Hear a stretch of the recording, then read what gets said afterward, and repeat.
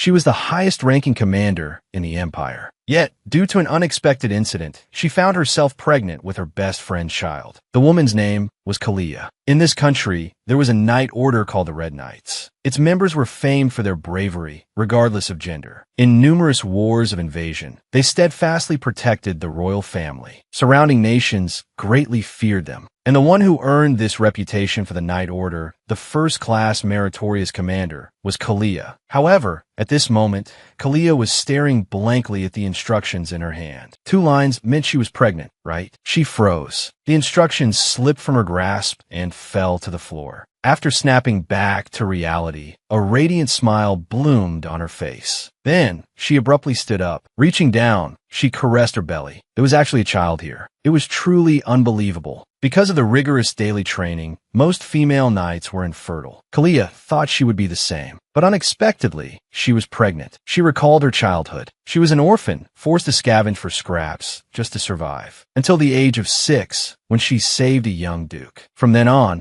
her life changed. Kalia received help from the duke's family and began to learn swordsmanship. Finally, through her own efforts, she became the Empire's supreme commander. Kalia came back to her senses. In this moment, she hoped she wasn't dreaming. She let out a long sigh. The next second, she jumped for joy. She paced back and forth in the room. After a while, she remembered that she was pregnant and obediently sat back down on the sofa. Suddenly, she remembered something important: the child's father. Currently, there was only one suspect. That was the young Duke Kalia saved when she was 6, Shaman. Shaman had now become the Empire's #1 mage, a war hero who stood shoulder to shoulder with Kalia, and also her best friend. Kalia held her head in her hands, distressed. What should she do? She shouldn't have gotten pregnant with her best friend's child, a mistake made in a single night. She couldn't help but curse. Immediately after, she went puri. She couldn't curse now. I'm sorry, baby. Mommy will be careful in the future. Kalia felt a warmth in her heart. It all felt like a hazy dream. She had always longed for a family, so even if it happened accidentally, it was okay. Kalia made a silent vow. No matter what happened, she would protect this child. This female knight discovered she was unexpectedly pregnant. Yet, she didn't dare tell the child's father. She even decided to retire and give birth to the child. At this moment, Kalia was extremely conflicted. Should she tell Shaman about the pregnancy? He was, after all, the child's father. Kalia furrowed her brow and had a second thought. The Duke's family probably wouldn't acknowledge an illegitimate child. Besides Shaman, the Duke's family would be difficult to deal with. Kalia shook her head. She decided she couldn't let the Duke know. But Shaman wouldn't make her get rid of the child, would he? After all, he even disliked humans. Although Kalia didn't expect him to be as happy as she was, the child in her belly was innocent. To her, it was a blessing. Kalia wanted to protect it. She had money and status. She could raise the child. There was no need to marry Shaman. The thought of marrying Shaman sent shivers down Kalia's spine. The two of them had been like brothers since childhood. They were comrades in arms and drinking buddies who talked late into the night. That was all. Besides, the last time they met, Shaman mentioned he already had plans to marry. He even had a certain young lady in his heart. After much deliberation, Kalia still decided against telling Shaman. If she heard Shaman say he wanted to get rid of the child, or saw displeasure on his face, even if it was Shaman, Kalia might kill him. Although he was exceptionally powerful with magic and quite fierce, as long as she planned it well. Kalia was startled by her own thoughts. She was actually thinking of killing Shaman. This could become a complete mess. Kalia looked at the uniform in her wardrobe. Her eyes were filled with reluctance. But now, there was only one way: to protect her child and maintain things as they were with Shaman. She had to retire, no matter what. Kalia put on her uniform once more. Touching the buttons on her collar, she remembered something from before. Shaman had told her, quite seriously, that buttons made of high-purity gold could be used to store magic. I've told you 30 times already. Why can't you remember? Are you stupid? Kalia chuckled, pulling herself back to reality. To be called stupid by Shaman. How could she have spent the night with that guy? She then looked out the window. The war was finally over. Now there was peace outside. Perhaps this was the perfect time for a war hero to disappear. This woman was the commander of the Knights. She became the Crown Prince's guard at 19. Yet, due to an unexpected pregnancy, she was about to retire. Just a moment ago, Kalia, dressed in her military uniform, walked down the stairs gracefully. She looked radiant and incredibly handsome. Herman, the night trainee, watched her with sparkling eyes, full of admiration. The commander is wearing her uniform. Her beauty is truly otherworldly. Commander Kalia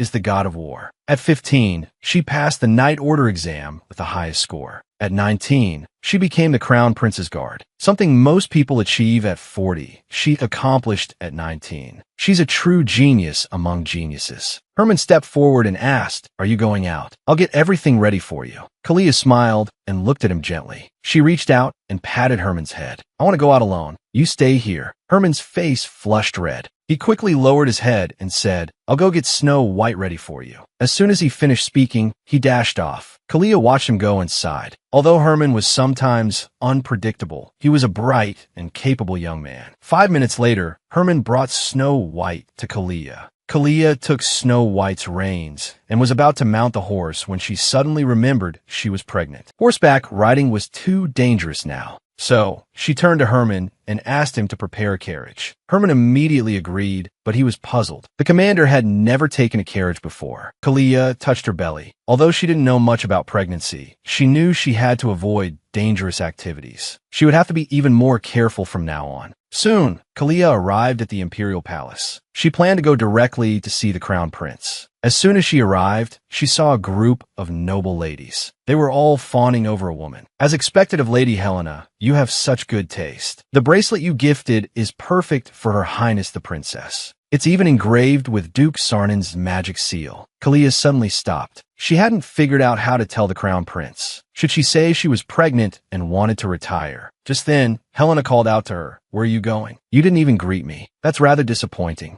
This woman was so good at pretending. In public, she acted gentle and caring, but behind the scenes, she was a different person. Just a moment ago, Helena had expressed some displeasure that Kalia hadn't greeted her. Kalia smiled apologetically. "I'm sorry. I was lost in thought and didn't see you. How have you been lately?" Helena gently reached out and touched Kalia's face. "I'm doing well, but you seem to have lost weight recently. Are you feeling all right?" As a half-elf, Helena had deep green eyes and an elegant aura. Although she was over 40, she was still as beautiful as a 20-year-old. She was the queen of social circles and also the grandmother of the child in Kalia's womb. One of the noble ladies said with a smile, "Lady Helena is so kind. I heard you treat Commander Kalia like your own daughter." Helena turned to her and replied, "Of course. Both the commander and shaman are the pride of our duke's family." Then she covered her mouth and chuckled. You wouldn't believe it, but despite Kalia's elegance and beauty now, she was quite clumsy as a child. The noble lady agreed. Their friendship is quite famous. Listening to their conversation, Kalia couldn't help but recall the past. Although she grew up in the Duke's household, she always lived in the innermost room of the annex. It was a place where sunlight rarely reached. She also ate her meals with the servants. Back then, if she wanted to see Shaman, she had to get Lady Helena's permission, needing a mother's permission to see her brother. What kind of family was that? Kalia pulled herself back to the present. She reminded herself not to dwell on the past. She owed her current achievements to the Duke's support. Helena only treated her kindly in public. But as long as Kalia remembered that this was just one of the noblewoman's little charades, she couldn't help but play along. He kissed Helena's hand. "Thank you for your concern. I'll certainly visit you when I have time." Helena said that it was settled then. It was getting late, and she had to go back. The Princess Michelle had asked a lot about Shaman. She wouldn't let her leave. Kalia laughed and said, "Then you must have had a wonderful time." Helena nodded. "Of course." Then she left, leaving Kalia alone. Before her stood the Imperial Crown Prince, Louismond, a man with sapphire blue eyes, long blonde hair, and an aristocratic air. He was instructing Shaman to pick up the scattered documents. The wind was strong, and Shaman was standing by the window, enjoying the breeze. Shaman simply snapped his fingers, and the scattered documents all returned to their original places. Then Louismond asked, "Is Kalia coming?" Shaman replied, "He's on his way now." Louismond was puzzled. "I recall today is the Knight Commander's day off. Why is he coming?" Shaman gave a faint smile. "Maybe to see you. Maybe to see me." Louismond was speechless. I really don't know what Shaman is so confident about. Is he never going to confess to Kalia? Louismond rested his chin on his hand, suddenly remembering something that had happened 2 months prior. After the party, celebrating Kalia's victory in the war, Shaman had started acting strangely. He was either constantly chattering or spacing out, and he became agitated whenever he saw Kalia. Compared to him, Kalia had always been the same. Shaman looked out at the balcony. I was going to see him because I'm leaving on business tomorrow. This works out perfectly. The next moment, a knock came from the door. Shaman smiled and said, I don't want to get involved in official business, so I'll be going now. As soon as he finished speaking, Shaman stepped onto the railing. Louis Mond was puzzled. What's the point of having a door if you're not going to use it? Shaman's smile widened. Because I don't want him to see me first. Be sure to tell me what you two talked about. Then he jumped off the balcony. Louis Mond watched his retreating figure with exasperation. Although it was a bit unfortunate to have encountered Shaman, he couldn't have become crown prince without the help of Shaman and Kalia. For the further development of the empire, he needed their strength. Just as he was sworn to defend the empire, Shaman was willing to give everything for Kalia. His feelings for Kalia were unmatched. Just then, Kalia opened the door and walked in. She saluted Louis Mond. Louis Mond quickly asked her, Is something the matter? Kalia looked at him and slowly said, Your Highness, I'm here to apply for retirement. This woman, the Empire's highest-ranking commander, due to an unexpected incident, was pregnant with her best friend's child. She could only choose to retire and raise the child alone. Just now, Kalia had announced her intention to retire, which startled Louis Mond. Did I hear that correctly? Kalia lowered her head and continued, You heard correctly. Please allow me to retire as soon as possible.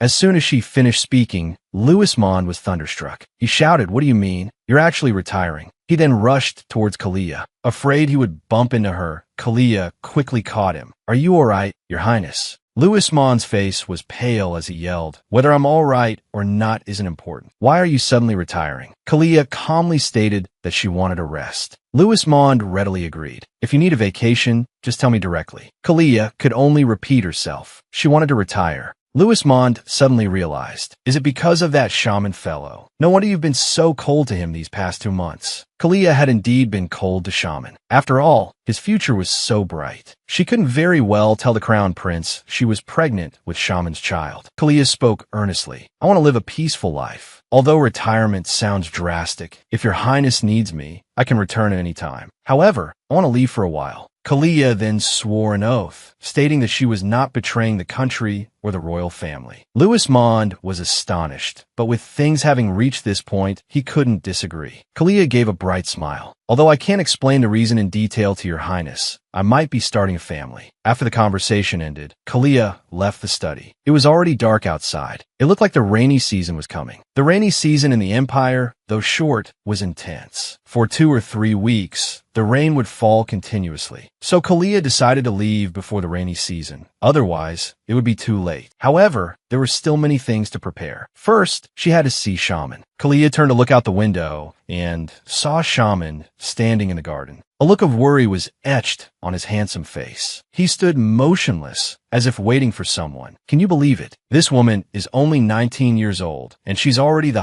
highest-ranking commander in the Empire. Looking at Shaman in the garden, Kalia couldn't help but recall what had happened 2 months earlier. That day, it was just a minor victory celebration. Everyone was drinking and showering Kalia with compliments. Shaman, however, stood silently to the side, watching her. Kalia had had quite a bit to drink, and her face was flushed. Shaman suddenly gestured for Kalia to step outside with him. They were old friends, and a single glance was all it took for Kalia to understand. They left the boisterous banquet and went outside for some fresh air. Shaman kept asking with concern, Kalia, why did you drink so much today? You should drink less. Kalia replied with a smile, I was going to drink less, but I was just in too good a mood. Shaman muttered damn it under his breath. Then he handed Kalia a glass of warm water. Kalia clutched the glass tightly and asked him when he had prepared it, but didn't hear a reply. She just felt a warmth spread through her chest. Shaman seemed gentle, yet his words were always cold. He was such a strange fellow. After finishing the water, Kalia handed the glass back to Shaman. With a simple spell, Shaman made the glass disappear. Kalia shook her head. Such advanced magic, just to make a glass disappear. What a waste. Just as Kalia was about to say she was leaving, Shaman grabbed her hand. I have something for you. Come with me. Kalia was curious. What could he possibly have for her? Shaman said it was Kalia's birthday. Kalia laughed. Shaman considered the day she joined the Duke's manor as her birthday. He really was so literal about strange things. 10 minutes later, they arrived at Shaman's study. Kalia opened the box and saw a row of scrolls. She was a little speechless. Every year for her birthday, he gave her scrolls. Shaman was truly practical. Shaman stared at Kalia for a moment, then began to explain how to use the scrolls. Kalia pointed to one of them. I know this one is used to summon you, right? Shaman gave a handsome smile. This one isn't limited by distance. Just tear it and you can summon me. He suddenly reached out and touched Kalia's face. Even if you're on the other side of the continent, I can find you. Have you ever seen such a magical scroll? Just tear it, and it can detect whether the person you like has feelings for you.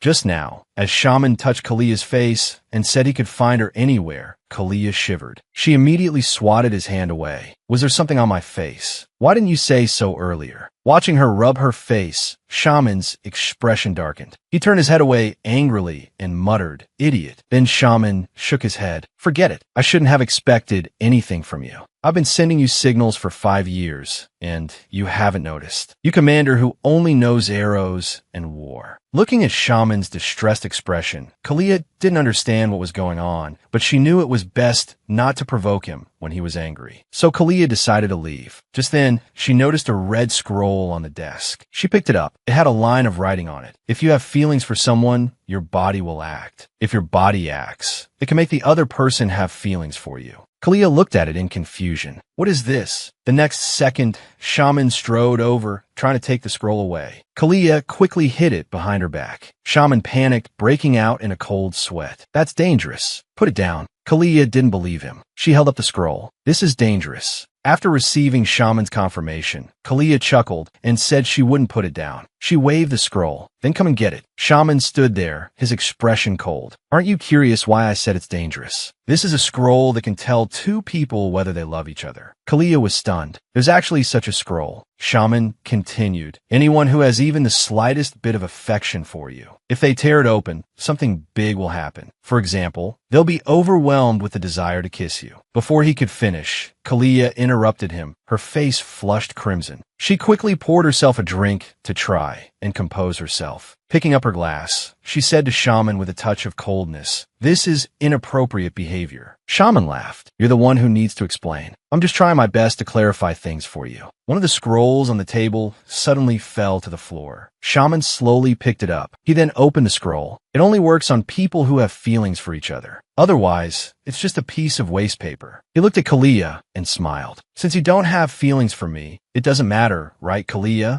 This is the smartest man I've ever seen, successfully using reverse psychology to get the girl he likes riled up." Just now, Shaman opened the scroll and said that if Kalia didn't have feelings for him, the scroll was just a piece of waste paper. Kalia was surprised, momentarily speechless. Shaman smiled and said, "Besides, this kind of mental magic shouldn't work on you, right?" Kalia couldn't help but think, is Shaman provoking me? Shaman held up the scroll and offered it to Kalia. "I'm also a little curious if this scroll works. If our brick-like commander personally experiments with it, then there's nothing to worry about, right?" Kalia refused outright. "I don't want to do this experiment." Shaman nodded and retorted, "So you do like me. That's why you're afraid of what might happen, right?" As soon as he finished speaking, Kalia flew into a rage. She angrily snatched the scroll. Through gritted teeth, she said, "I'll just tear it open then." And with that, she ripped the scroll to shreds. The moment she tore it, Kalia regretted it. What am I doing? Why am I acting so childish? The next second, Kalia suddenly felt a sharp pain in her head. She looked at Shaman nonchalantly. "Happy now? Is it that fun to tease me?" But Shaman's eyes had turned slightly red, and his whole body shimmered with light, making him look incredibly noble and handsome. Kalia stared, mesmerized. Why is he sparkling? Shaman suddenly leaned closer to Kalia. He asked what's wrong. The moment his hand touched Kalia, she felt as if she'd been electrocuted. Her face flushed crimson, and her heart pounded in her chest. Kalia looked at Shaman, feeling that something was terribly wrong. She turned and tried to leave, striding towards the exit. Shaman quickly chased after her and grabbed her hand. Kalia flung him off. "I have to go home, no matter what." She then mounted her horse. However, before she could get far, the horse's legs buckled. Kalia cursed on her breath. She had no choice but to return.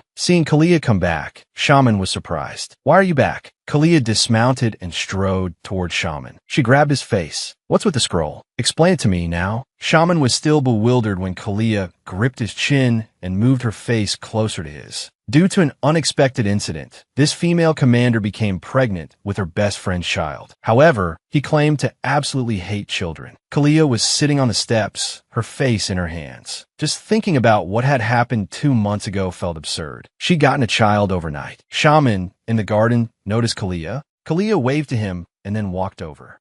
Shaman sighed. "We haven't seen each other for 2 weeks. You're always avoiding me." Kalia frowned, her face full of confusion. "Me? Avoiding you?" She recalled what had happened after that incident 2 months ago. She'd gone to apologize to Shaman, but he'd thrown her out. And then, the first time they'd met after that, Shaman had said that the family elders were pressuring him to get married soon, but he didn't know which lady to put in the marriage proposal. Hearing this, Kalia had lowered her head. "If you get married, I sincerely wish you happiness." She then extended her hand to Shaman as a gesture of reconciliation. "I'll take what happened that day to my grave. Don't worry." Kalia snapped back to the present. No matter how she thought about it, she hadn't been the one avoiding him. Shaman chuckled softly. "In my current state, I really want to smash something." Kalia spoke somewhat bashfully. "It was my first time doing something like that. I didn't expect it to be so hard on you, leaving you bettered all day." "I'm really sorry." Shaman retorted angrily. "That's not it at all." He then clutched his head and said, "Do you think I earned the title of Archmage for nothing? I wouldn't be so easily affected by a scroll spell." Hearing his words, Kalia roared, "So that day, you did it on purpose. We really are good friends, right? Because of that damn scroll, our friendship turned into desire." Shaman suppressed his anger. "You blockhead. I'm going on a business trip for 2 weeks. I'll explain everything to you when I get back. I'll return as soon as possible. Don't run off anywhere before then." Kalia clenched her fists and asked nervously, "Do you still hate children?" Shaman didn't understand what Kalia meant.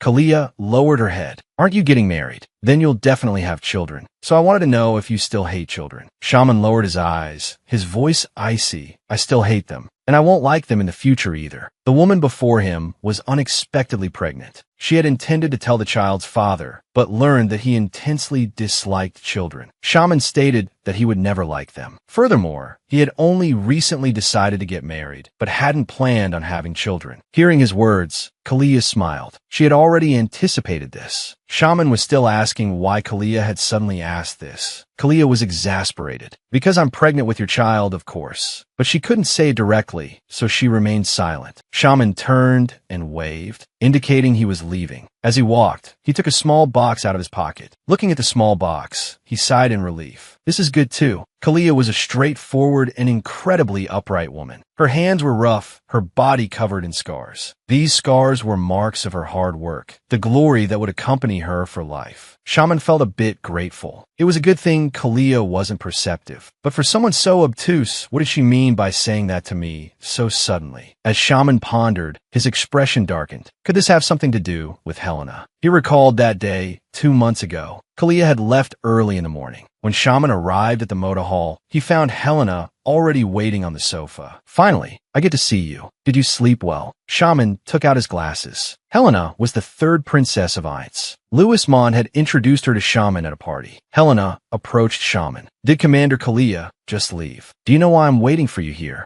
Then she bowed to Shaman. "I, Helena, Princess of Ainz, wish to formally propose marriage to Duke Shaman." Shaman frowned deeply. He had been in a good mood this morning, only to encounter such an unreasonable situation. Shaman refused directly. "For the lady's reputation, I will pretend I didn't hear your proposal." Helena lost some face. She asked loudly, "Is it because of Commander Kalia? I saw her leaving your room early this morning." Helena declared indifferently that she wouldn't pursue Shaman's past relationships. Shaman said coldly, "Do you have anything to do with me? I don't think there's any need for us to continue this conversation." He then turned to leave. Helena called out to Shaman, "Aren't you curious why I'm proposing to you?" Shaman replied flatly, "In this world, the only person I'm curious about is Kalia." 5 minutes later, Shaman looked at the note Kalia left, feeling utterly helpless. Even Shaman couldn't have imagined that he would fall for the rudest woman in the world. However, war broke out, and Kalia went to support the front lines, so Shaman didn't even have a chance to confess. After the war ended, Shaman thought his chance had come. But unexpectedly, after they spent a night together, All Kalia left behind was an "I'm sorry." The man before him was the esteemed crown prince, possessing the greatest authority, yet unable to decide his own marriage. Just now, Louis Mond had invited Shaman out for a drink. Shaman felt it was sudden. Was something the matter? He looked at Louis Mond and asked, "Did you have an unpleasant conversation with Kalia?" Louis Mond had a headache. "It's Helena. She wants to establish a marriage contract with me. She supported us during the war, so she wants to secure the position of future empress. I had anticipated this, but my heart is still in turmoil. It's difficult. If you don't want to, just refuse. I can make up countless excuses for you."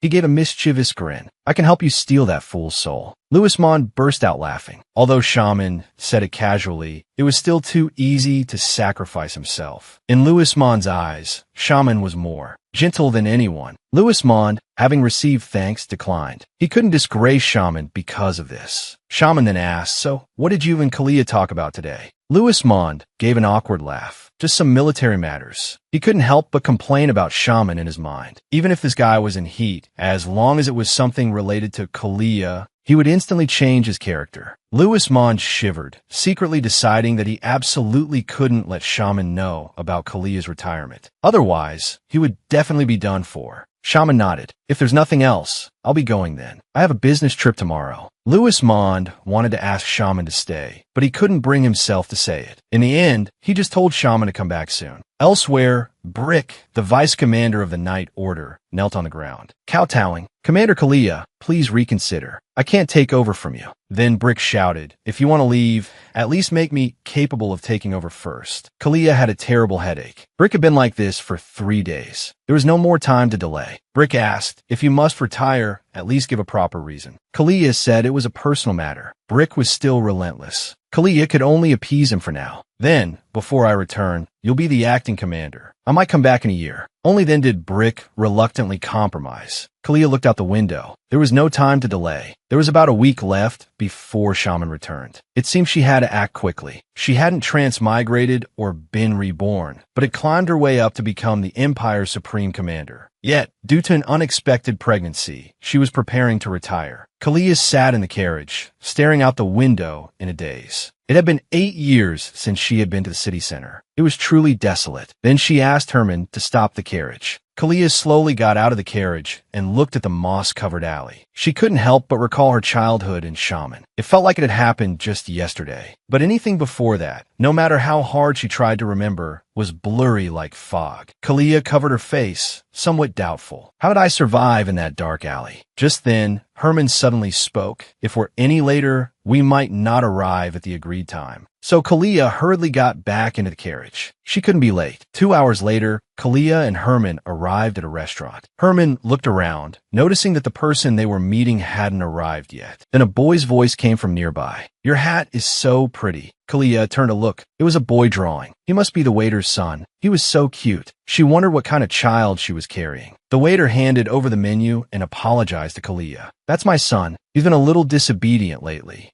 Kalia smiled and said it was all right. Then she ordered a few desserts. Herman, drinking orange juice, asked excitedly, "What kind of person are we meeting today?" Kalia stammered, unable to answer. The boy's eyes lit up when he saw the desserts. "It's lemon cake." Kalia asked him, "Do you want a piece?" Although the boy really wanted some, he shook his head. "Mommy will scold me." Kalia thought for a moment. "Then draw me a picture. I'll give you this piece of lemon cake as a reward." As soon as she finished speaking, the boy immediately started drawing. In no time, a simple drawing was complete. Kalia praised him with great satisfaction. "You really have potential. It's a wonderful drawing." The next second, a commotion came from the doorway. "Give me a tequila." Kalia's expression immediately turned serious. This woman had explosive combat abilities. She became the Crown Prince's personal bodyguard at 19. She was the Empire's supreme commander. How could anyone dare provoke her? Just now, a commotion had come from the doorway. A man in armor grabbed the woman's hand roughly. "You arrogant woman. If you don't have agave, go buy some." The boy, seeing his mother treated this way, was terrified. Kalia watched from the side, seething with anger, but still unwilling to reveal herself. The man grew increasingly aggressive, threatening to smash the small shop to pieces. Just then, a man wearing glasses walked over. "What are you doing? Stop it." The man in armor didn't take the skinny man in glasses seriously furiously and ordered his men to kick him away. He yelled, "We're first-class warriors. Get lost." Kalia finally couldn't stand it any longer. She grabbed the man's hand. He turned around. "Where did you come from? Looks like the rich little miss doesn't know fear." Kalia strode towards the man and threw a fork. The fork pierced the man's hand. He cried out in pain and immediately ordered his men to kill Kalia. Kalia took out a fan, and in just a few moves, had the thugs completely subdued. They all lay on the ground groaning. Kalia looked down at them. "You're weaker than willow shear floating in the air. Truly irritating to look at." And she punched the man hard in the face. He was no match for Kalia. Panicked, he yelled, "Go get the guards." Kalia smiled. "Will you be faster getting the guards, or will I be faster killing you here?" The man hesitated, then immediately turned and ran. However, Kalia wasn't going to let him escape. She grabbed a nearby bottle and smashed it against the back of his head. The man collapsed unconscious. Kalia looked at him with disdain. "You should be thankful there's a child present. That's why I avoided bloodshed." Kalia asked the waitress if she was all right. The waitress said she was fine, but was worried about the doctor. Kalia looked at the unconscious man in glasses. "He's a doctor. What's his name?" The woman slowly replied, "His name is Alan." She thought to herself, "This woman is truly worthy of being the Knight Commander." She took down a bunch of thugs in just a few moves. Just moments ago, after finishing with the thugs, Kalia prepared to leave. She crouched down and spoke to the boy. "Your name is Clark, right? If you want to protect the people you care about, you need to become strong. I can teach you how. Do you want to learn?" Clark nodded. Kalia patted his head. "Go to the Taxicate Academy and find someone named Josiah.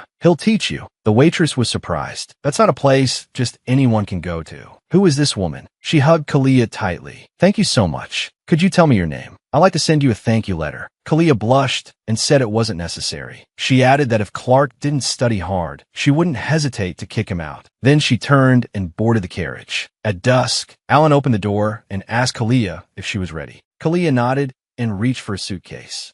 Alan rushed over and stopped her. "You can't lift heavy things. You must be extra careful in the early stages of pregnancy." Kalia sighed. Dr. Alan really is, as the rumors say, a real nag. Kalia had wanted her primary physician to come along, but he wasn't available, so she brought her cousin, Alan, instead. However, Alan was indeed very responsible. He took all the luggage and continued to remind Kalia of various pregnancy precautions. Kalia nodded. Alan's behavior made her feel like she wasn't pregnant, but rather terminally ill. Alan patiently explained that pregnant women are as fragile as newborns, which is why she needed to be careful. Kalia finally understood. As soon as she stepped outside, Herman was waiting at the door. Kalia couldn't help but say, "You'd be better off staying in the capital than following me." Herman gave a bright smile. "Won't we be returning to the capital eventually? Besides, I've never traveled before. I've always wanted to see the world." And so they set off. Louis Mond watched the scene from the balcony, his heart filled with melancholy. If Shaman knew about this, he might kill him. But thankfully, his resignation had been negotiated into a leave of absence. "You must return safely. Have you ever seen such a magical scroll, Kalia? As soon as it's torn, it can teleport you instantly." Kalia sat in the carriage and tore a Shuani scroll. A flash of light erupted. Herman closed his eyes nervously. When he opened them again, they had arrived at another place. Herman looked at the scenery outside and exclaimed, "It's the sea. We really teleported. It's amazing." Kalia looked at the sea and smiled. "Let's go. We don't have much time." Kalia and Herman returned to the carriage. Alan was exhausted. He wearily asked Kalia, "This is already the 5th scroll. If it were an ordinary person, thought they would have fainted from exhaustion long ago." Kalia replied nonchalantly, "I've used 10 at most before." As soon as she finished speaking, Kalia tore another scroll. Shortly after, they arrived in a forest. Herman covered his mouth, feeling nauseous. "I'm going to be sick." Alan rummaged through his luggage and said, "It must be because of the repeated teleportations in such a short time. That's why you get motion sickness." He handed Herman a motion sickness pill. Kalia looked around and spotted a city. Alan consulted the map and nodded. "We still have a ways to go. We're headed to a place called Andik. It's a quiet, ancient city." Without further ado, they decided to set off, hoping to arrive before dark. 2 hours later, they finally reached Andik. Alan quickly arranged for a hotel. Kalia was very satisfied with Alan's efficiency. "It seems I was right to bring you along." Alan smiled and said, "You've been traveling all day. You must be tired. Please rest well." Kalia sat on the bed, surveying the room. It seemed quite clean and tidy. The quilt was fluffy and smelled of sunshine. Kalia lay down. She thought she would be exhausted after traveling all day, but she couldn't fall asleep. Shaman was returning tomorrow. He had mentioned having something to tell her. Kalia questioned herself. Is this really the best choice? I'm not sure, but I feel like I should do this. This woman was an orphan who had worked her way up to become a commander. She never expected her true identity to be something other than human. Kalia lay in bed, unable to fall asleep. I'll have to tell Shaman about the baby eventually. But why does he hate children so much? The little drowsiness she had felt vanished. Kalia stared wide-eyed. If I tell Shaman I'm carrying his child, he'll definitely make me get rid of it, won't he? Kalia slapped her cheeks, trying to stop her racing thoughts. Kalia got out of bed. Since she couldn't sleep, she might as well enjoy the evening breeze. She walked to the window and saw a large tree shimmering outside. Several children were playing in its branches. Kalia was surprised. Why are they still playing so late? Then the children seemed to notice her. Look, Kalia,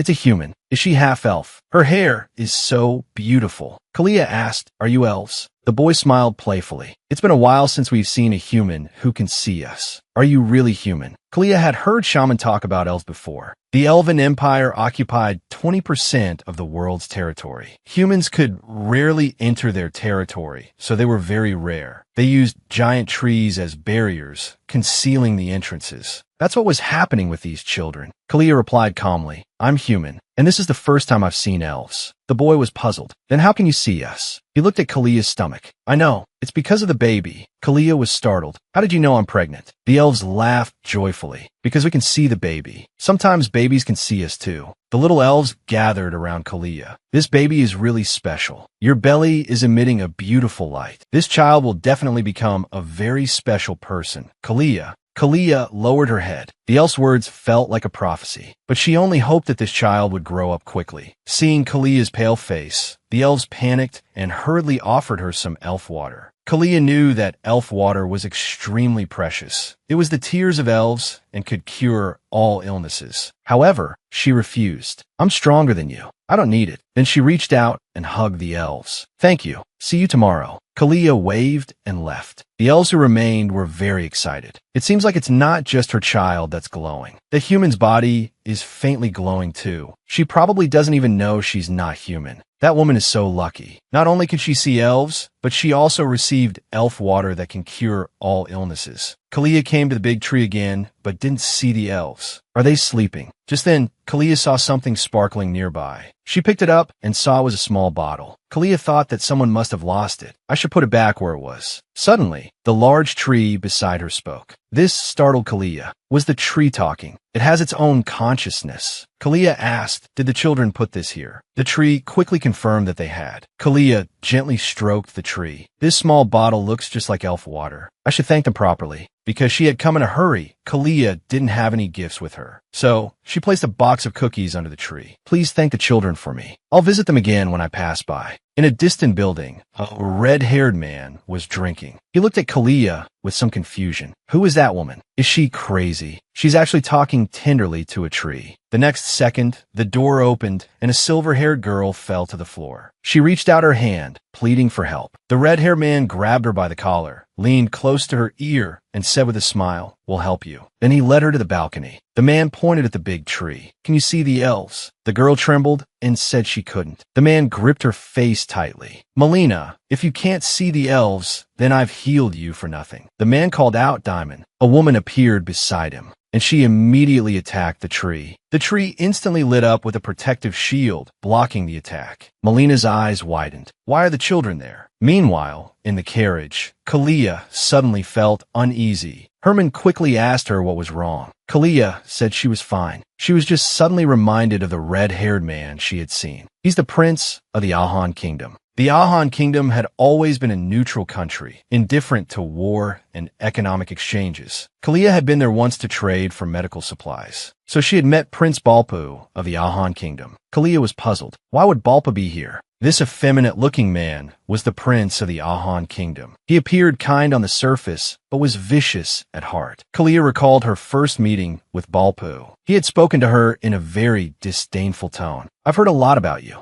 I heard it was you who elevated the status of the royal family. Then he reached out his hand as if to touch Kalia. Kalia said coldly, "Please don't come near me. If you touch me, I will cut off your wrist immediately." Balpu waved his hand. "How scary. You don't have to be so sensitive." "Commander Kalia, are you always this sensitive? If I had the chance, I'd really like to take it off myself." "I'm talking about your hat." Just then a lightning attack suddenly struck. Balpu shouted angrily, "What's going on? Who did that?" Kalia lowered her head. "Lightning magic. Someone's specialty. And traceless, high-level magic at that. It has to be shaman." Herman's voice pulled Kalia back to reality. "We've arrived." Kalia was very worried. Just in case, she decided to tell Brick first. After all, Balpu seemed very sinister. Kalia used telepathy to speak with Brick. As soon as the connection was established, Brick's loud voice came through. "Commander Kalia, where are you? Shaman is demanding that I hand you over. After he found out you weren't home yesterday, he trashed the whole place. He still won't let anyone near him." Kalia covered her face, unable to bear it. Even if he was angry, he shouldn't have wrecked the house. Then, turning to business, Kalia instructed Brick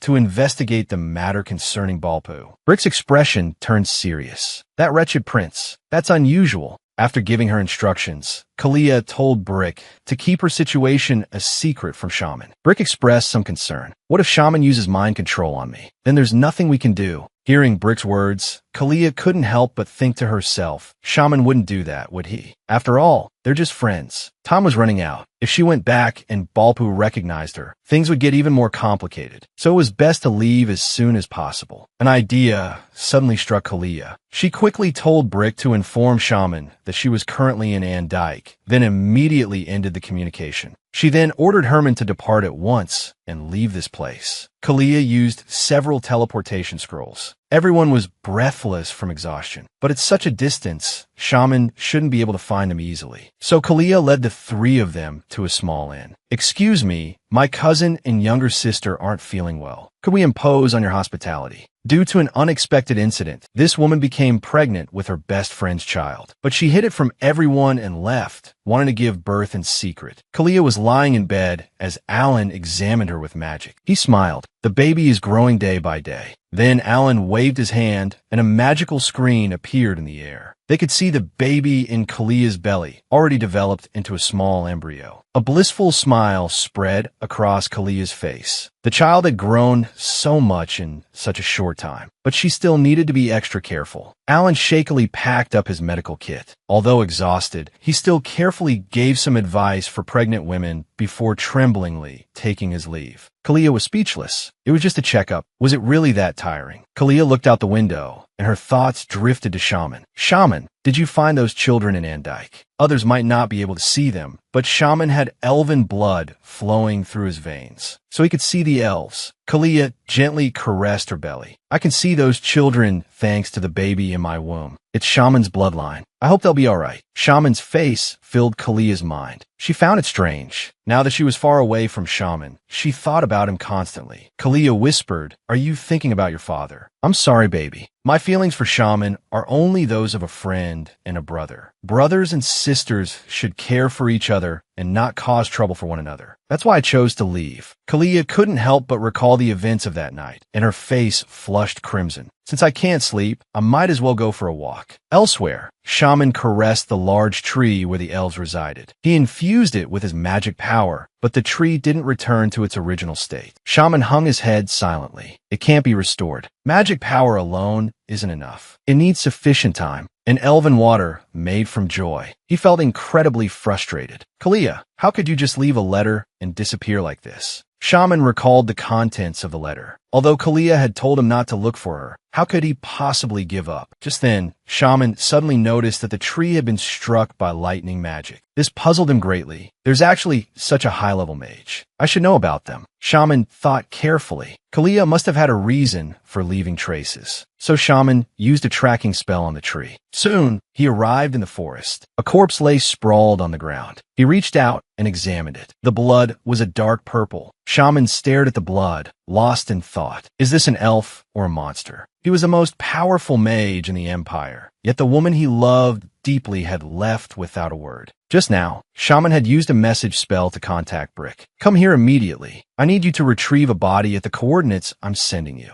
Then he returned to the large tree and cast a protective spell on it, shielding it securely. At that moment, Shaman noticed a different light emanating from the tree. He turned to look. 3 small, distressed elves cried out excitedly, "Have you seen Kalia? She has light green eyes. She's a very powerful woman." The elf slowly opened its eyes. "The cookies are very delicious. That beautiful human has the same light as you." Shaman's eyes lit up as if seeing hope. "Are you talking about Kalia?" However, the elf didn't answer his question, instead vanishing on the spot. Shaman slumped against a large tree, powerless, and couldn't help but curse. The lead had gone cold again. Meanwhile, Kalia was taking a walk outside. Alan suddenly walked in front of her. Kalia was puzzled by his behavior, but Alan didn't seem to see her. She quickly reached out and stopped him, telling him there was a railing ahead. Alan kept murmuring the name Nidia, then tightly hugged Kalia, tears streaming down his face. "I'm so sorry I couldn't protect you." Kalia didn't understand what was happening and kept patting Alan gently. Alan continued to mutter incoherently. Then Kalia remembered that Alan was talking about his deceased wife. She felt a cold sweat. Did she really resemble Nidia that much? Why would Alan mistake her for his late wife? Kalia grasped Alan's shoulders and shook him, trying to wake him up. Alan opened his eyes in a daze. He was startled, his face immediately flushing crimson. "Did I come out while I was asleep?" Alan covered his face and lowered his head, not daring to look directly at Kalia. "I sometimes sleepwalk when I'm very tired. I was almost cured, but I've been so exhausted these past few days that it probably relapsed." Alan apologized to Kalia sheepishly. "I'm so sorry you saw me like that." Kalia said it was all right. Then they both sat down on the ground. Alan asked curiously, "Why do you want to raise this child alone?" Kalia touched her belly. "This child is a blessing to me, a miracle." She paused, then smiled. "Although this child is not considered as such in the other person's eyes, that I still hope this child can be born with blessings." Alan looked at Kalia and said sincerely, "You will definitely be a good mother. This is the best actress I've ever seen. She can make others feel pity for her with just a few words." The next morning, Kalia sat at the dining table. The innkeeper greeted them warmly. The innkeeper spoke with disapproval. "Where is your husband? You're pregnant, and he's not even by your side. Why are your brothers the ones taking you out?" Kalia couldn't reveal her situation, so she could only pretend to be heartbroken and reply, "I ran away to avoid my husband. He gambles all day and doesn't come home. He also messes around with other women." As she spoke, Kalia almost burst into tears. "I really couldn't stand it anymore, so I ran away." This angered the innkeeper. She said sympathetically, "Your husband is truly trash." Herman quickly chimed in, "Just thinking about the suffering my sister endured makes me so sad." Kalia looked at the innkeeper and said, "If anyone comes looking for us, could you keep it a secret? I'm afraid my husband will come after us." The innkeeper nodded, assuring her that she would absolutely not tell anyone about their whereabouts. Mortashaman sat on the edge of the bed, utterly dejected. Where had Kalia gone? He had been clutching the blanket for 3 days now. Was he truly dispensable to Kalia? Shaman felt like he was going crazy if this continued. So he went to the palace to find Louis Mond. Louis Mond dismissed all the guards and asked Shaman, "Have you found Kalia?" Shaman shook his head dejectedly. So Louis Mond quickly changed the subject. "I heard you found a strange corpse in the forest. It looked like an elf." Shaman said he wasn't sure. Moreover, he had received many strange reports recently. Louis Mond pondered for a moment. It said that a foreign noble purchased an ancient city in the empire, and it's near the elven forest. Shaman replied coldly, "The problem is that this noble has a hobby of collecting elves." Louis Mond looked out the window. "Elves are an inviolable race. We must take this matter seriously." Then he spoke somewhat hesitantly. "So, could I trouble you to investigate this?" But Shaman refused directly. "I can understand you're leaving with Michaelia, because no one can change what he decides. But my heart can't accept it, so I don't want to handle any royal matters for the time being." Shaman stared coldly at Louis Mond. "Now, my patriotism and loyalty are almost completely gone." This man was truly audacious. He actually said his loyalty was almost gone, right in front of the crown prince. Louis Mond frowned upon hearing Shaman's words. "Didn't I already apologize to you?" he said with a sigh. "If that's not enough, I can give you the first sword Kalia ever used. Haven't you always wanted it?" Shaman snorted and turned to leave. As Shaman walked away, he grew angrier with each step. Not only did they not tell him about Kalia's retirement, but they also ordered him on this assignment. Shaman was furious. He hadn't even found Kalia yet, and Louis Mond was already giving him other tasks. It was truly outrageous.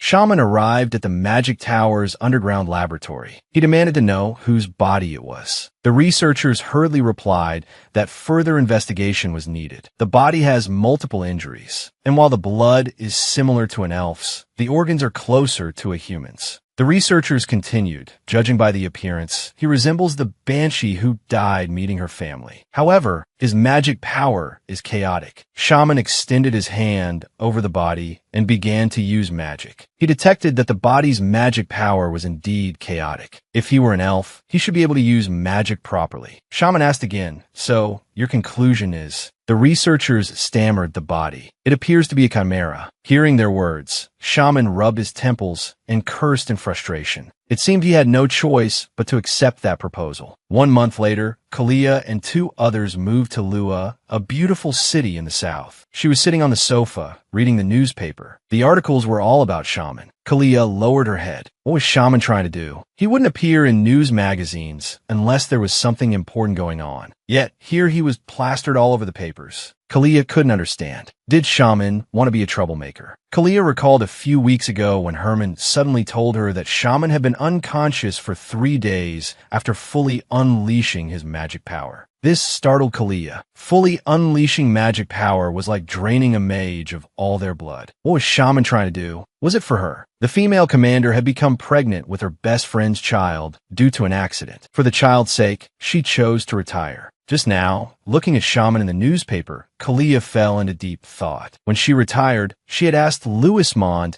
to keep it a secret from Shaman. Louis Mond knew that Kalia's decisions were rarely changed. He couldn't defy her, so he agreed. But Louis Mond had one condition. When Shaman found Kalia, she had to return to service. Louis Mond smiled at her. "The Empire needs you. I've already made a significant concession." Kalia knew in her heart that Shaman would go crazy when he found out about her sudden departure. Kalia stroked her belly, pulling herself back to the present. "Baby, your father is such a stubborn man. He might use all sorts of methods to find me before I'm ready. But Mommy will hide well." Kalia smiled happily. She had apparently forgotten the saying, "You can't hide your genes." Just then, Herman entered, pushing a food cart. Kalia's eyes lit up. She was hungry. Herman placed a roast chicken on the table and offered to carve it for her. Kalia immediately refused. "I am fasted." She then swiftly began carving, quickly separating the bones from the meat. Kalia smirked, holding the carving knife. Cooked meat is so tender, it's much easier to dissect than raw meat. Alan, standing outside the door, overheard Kalia's words. He shuddered. He decided to turn and leave. He had to go on this assignment at such a time. He had given instructions, though. Things should be all right. Alan walked to the front door, then turned back, still worried, and shouted Commander Kalia, "Please be sure to eat in moderation." After Kalia finished her meal, she wanted to go for a walk to aid digestion. She strolled through the marketplace with Herman, feeling incredibly relaxed. Herman smiled and said, "I heard that Lua holds a festival every spring." Kalia paused. Come to think of it, she had never attended a festival. Being here felt like a dream. No worries, just peace. Kalia couldn't help but think of Shaman again. She'd heard he visited the night school she founded every day. She wondered how the news would sensationalize it this time. This handsome woman, the Empire's highest-ranking female commander, retired to seclusion to have a child. Kalia and Herman were taking a stroll. Suddenly, a woman strode towards them. She grabbed Kalia's hand. "Don't wander around in this cold weather. What if you catch a cold?" Hearing the woman's words, Kalia felt a warmth in her heart. "Thank you for your concern. I'll be careful." Still worried, the woman was about to find a hand warmer for Kalia when a nearby vendor offered one. Kalia asked hesitantly, "May I take this?" The vendor assured her it was fine. Kalia smiled happily. "Thank you so much." Then, noticing the beautiful fruit at the stall, Kalia and Herman bought some before returning home. For months later, Alan was examining Kalia. Prenatal education is crucial during pregnancy. It's important for the baby to hear pleasant words and see beautiful things. Kalia nodded firmly, indicating she understood. Alan picked up a storybook, intending to read to Kalia's baby. Kalia, however, declined. She said shyly, "You're not the baby's father, so I should read." Alan nodded and left the room.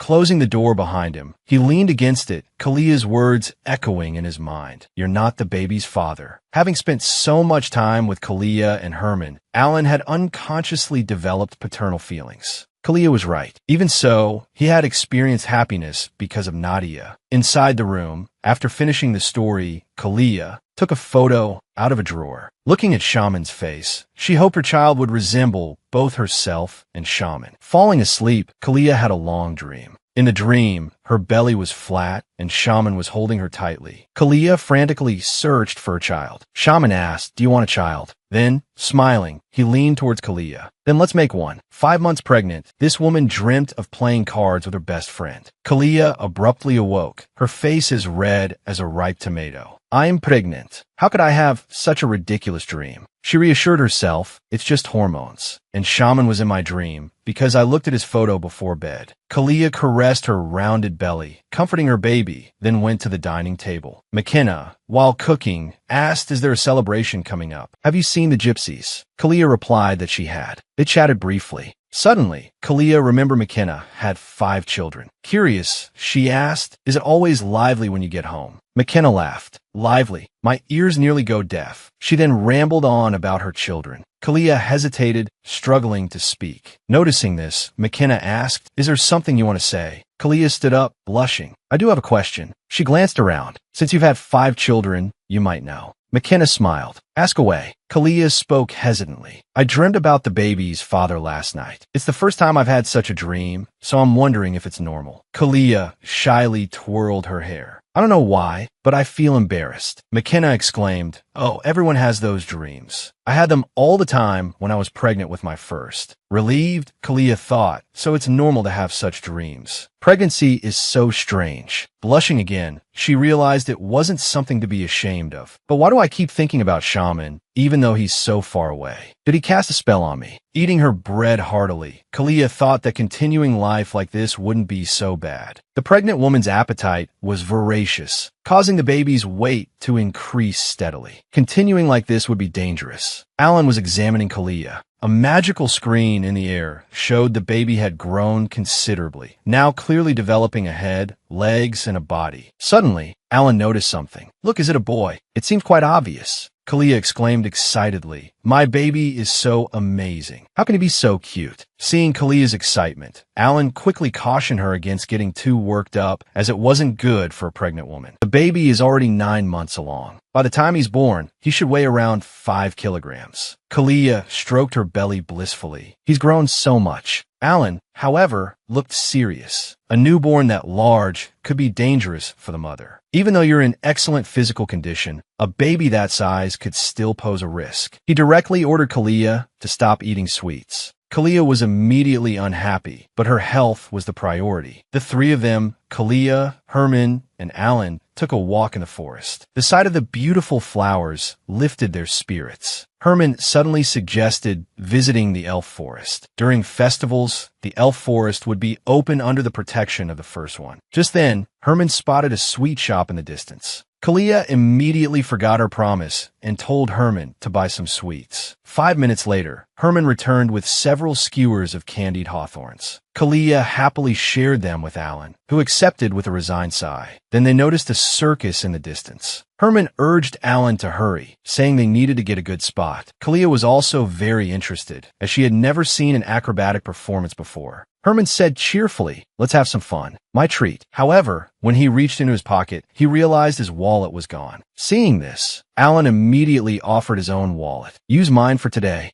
Herman exclaimed gratefully and declared that they were going to have a blast. Watching their happy faces, Kalia smiled. This is so wonderful, but why do I always feel this emptiness? Like I've forgotten something. This man was the Empire's highest-ranking mage. Yet, he had been secretly in love with a girl for years without the courage to confess. At this moment, Shaman was lying in bed. He opened his eyes, his mind filled with images of Kalia. Kalia, where are you? Come back, please. Shaman decided that if he ever saw Kalia again, he would tie her hands and feet. He slowly sat up, a thought suddenly occurring to him. I should just die and get in the newspapers. But then he reconsidered. What if he died and Kalia still didn't come back? Shaman had a terrible headache. He had thought that being friends meant they could always be together. Apparently not. He had earned the title of Grand Mage for Kalia. Without her, he wasn't happy at all. From the day Kalia saved him, Shaman had belonged only to her. He looked at the pink pearl. If only I had confessed sooner. Would things be different? Shaman recalled a business trip where he and his subordinates visited an academy. As a level 12 Grand Mage, Shaman was the center of attention wherever he went. The surrounding girls blushed. It's the first time I've been this close to Master Shaman. He's the most handsome man in the Empire. Shaman's subordinates, Henry and Tavon, rolled their eyes. What good is being handsome? That guy's a demon. Another subordinate, Derek, was puzzled. He looked at the scroll, perplexed. The day this scroll was used, I found a rope in the dormitory. A disturbing thought crossed Derek's mind. Could it be? Commander Kalia discovered the scroll's properties and imprisoned Master Shaman in anger. Derek broke out in a cold sweat. If that were true, he would have been dealt with by Shaman already. He breathed a sigh of relief. He was still alive and well. He double-checked the scroll when he got back.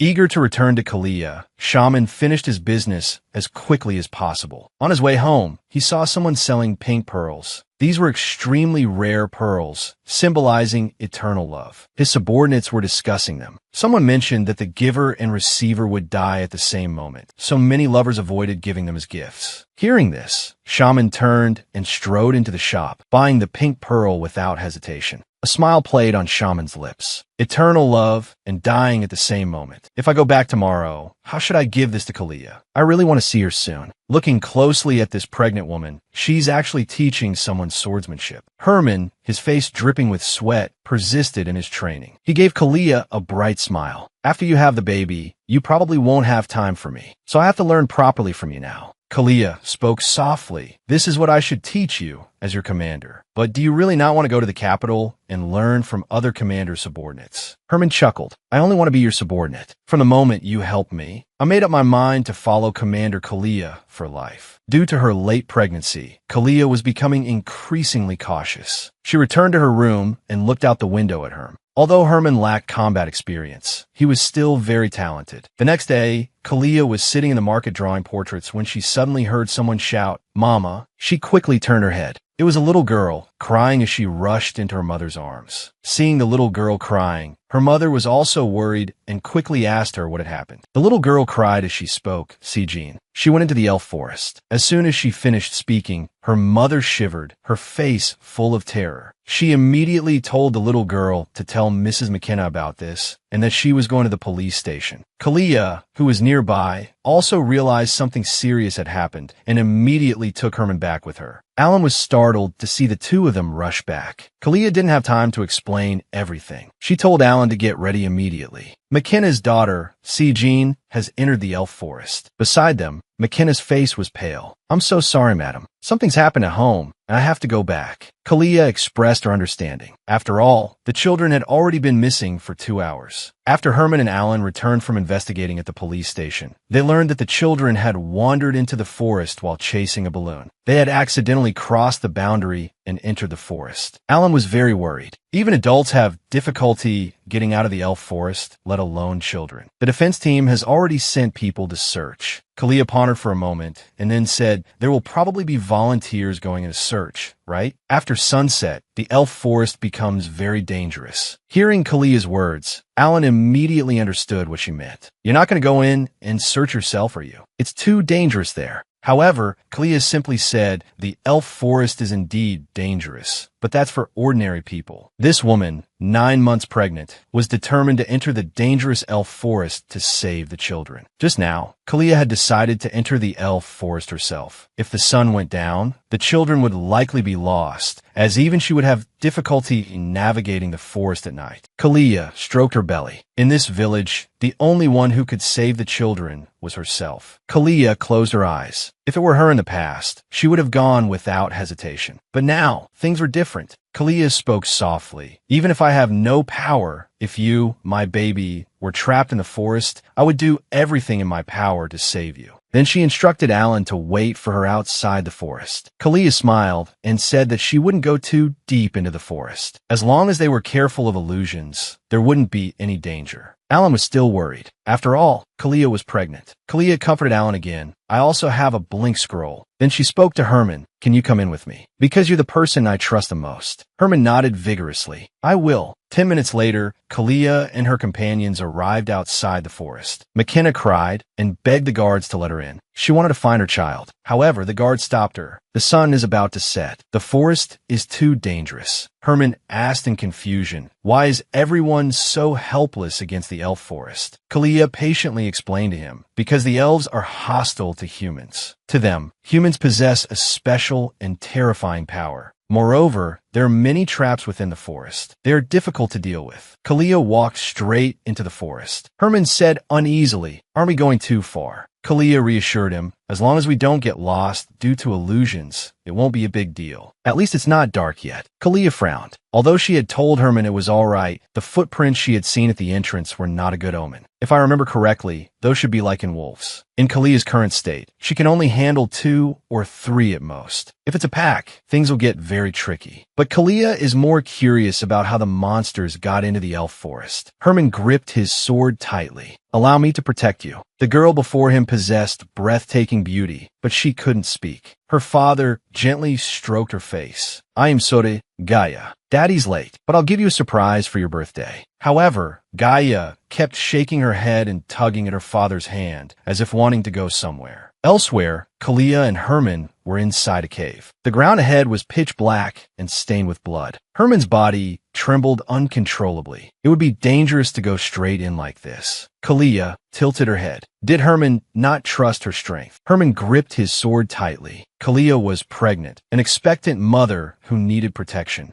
Herman trembled as he stood in front of Kalia. I'll be a human shield to protect you. Kalia indicated it wasn't necessary and threw a ball of light onto the ground. She covered Herman's eyes. The ball of light immediately emitted a strong glow, illuminating the entire cave. Kalia smiled faintly. I'll be back soon. Stay here and watch for other monsters. Kalia raised her sword, channeling power into it. Then she blasted a hole in the wall in front of her. Just then, 2 werewolves walked out, each holding a child. Kalia looked at the 2 werewolves coldly. They only brought out 1 child. It seems they planned to use the child as a hostage and escape. Just as the werewolves dropped the child and were about to flee, Kalia seized the opportunity and hurled her sword. The sword pierced the werewolf's back, and it collapsed to the ground. Kalia was utterly cold. If it weren't for Sasha in her belly, she would have torn these werewolves to shreds on the spot. Kalia stroked her belly, gently soothing Sasha. If Shaman were here, he would probably know something. The other werewolf was still restless. Kalia wanted to capture it alive to find the other child. Kalia exchanged a few blows with the werewolf and found it surprisingly difficult. Just as she was about to finish it off, a man intervened. He killed the werewolf with a single blow. Kalia frowned, unsure who this man was or why he had suddenly appeared. When the man saw Kalia, an indescribable emotion flickered in his eyes. This woman's constitution was too unique. She could actually see elves. Just now, Kalia was about to enter the depths of the forest to search for the children when an elf girl grabbed her hand. The child in Kalia's belly was also kicking incessantly. She looked at the girl in front of her, finding it strange. The girl seemed as weak as if she had no presence at all. Kalia asked, "Can't you speak?" The girl stared at her intently. Kalia sighed. "I don't have time to play with you right now. I need to find the children. Are you trying to lead me somewhere?" The girl nodded repeatedly. She tugged on Kalia's hand. Kalia said calmly, "If you're playing tricks on me, I will hurt you." The girl gave a breathtakingly beautiful smile and then led them into the forest. 5 minutes later, they arrived at a place filled with flowers. The ground was covered with colorful blossoms, and small sprites flew in the air. Herman was mesmerized and started playing with the sprites. Kalia found it strange. Why could Herman see these sprites, but not the elf girl in front of him? Kalia asked where the children were. The girl smiled faintly and was about to lead her there when a small sprite flew to the girl's ear and whispered something. The girl's expression suddenly darkened. She abruptly grabbed Kalia's hand. Kalia also sensed something was wrong. "We don't have much time. Tell me where the children are, quickly." The girl kept shaking her head, looking terrified. Kalia flung his hand away. "I said there's no time." The next second, he saw a mushroom footprint on the ground, along with a few drops of blood. He couldn't worry about it anymore. He immediately set off with Herman. The elf girl stood there, at a loss for what to do. A white dove brought news. The girl's face immediately lit up with joy.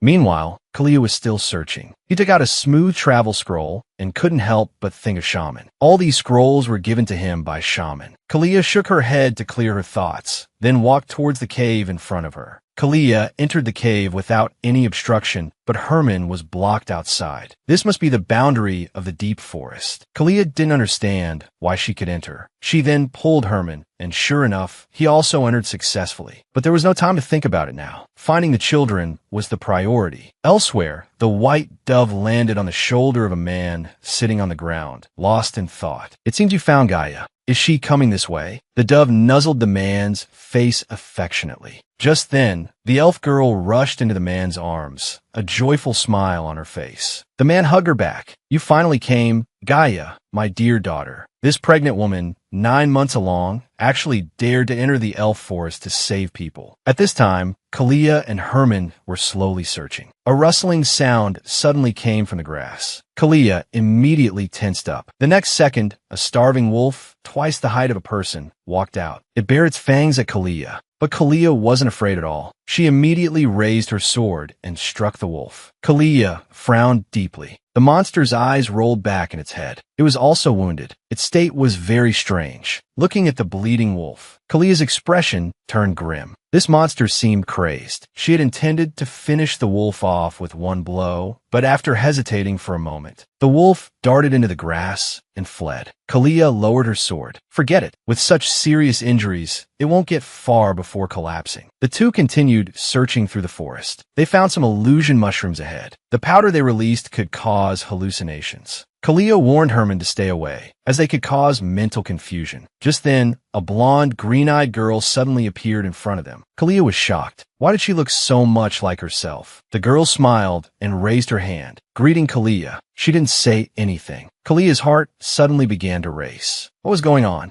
Herman, beside her, asked what's wrong. Kalia pointed ahead. "Can't you see someone there?" Herman said he couldn't see anything. Kalia lowered her head. Many strange things had happened today. An adult elf was wandering alone in the forest. Elves rarely acted alone. Could there be other elves nearby? The girl was still hiding behind the tree, happily waving at Kalia. Kalia began to suspect she was seeing a hallucination. Although she wanted to catch the girl and ask her questions, finding the children was the most important thing right now. So Kalia and Herman continued on. They heard crying in the distance, along with the smell of blood, and decided to investigate. Just then, the girl suddenly grabbed Kalia's hand. Kalia was startled, and a strange feeling arose in her stomach. An elf girl fell in love with a human. Knowing it was hopeless, she pursued him relentlessly, only to meet a tragic end. Just now, a man appeared and helped eliminate the werewolf. While Kalia was puzzled, Gaia jumped out from behind. She hugged Kalia tightly, snuggling against her. But Kalia didn't know who she was and could only ask. Seeing Gaia smiling but not speaking, Kalia introduced herself first. At this moment, the man beside them spoke. "My name is Carl." Carl walked to the werewolf's corpse and took out a stone-like object from it. Seeing Kalia's confused look,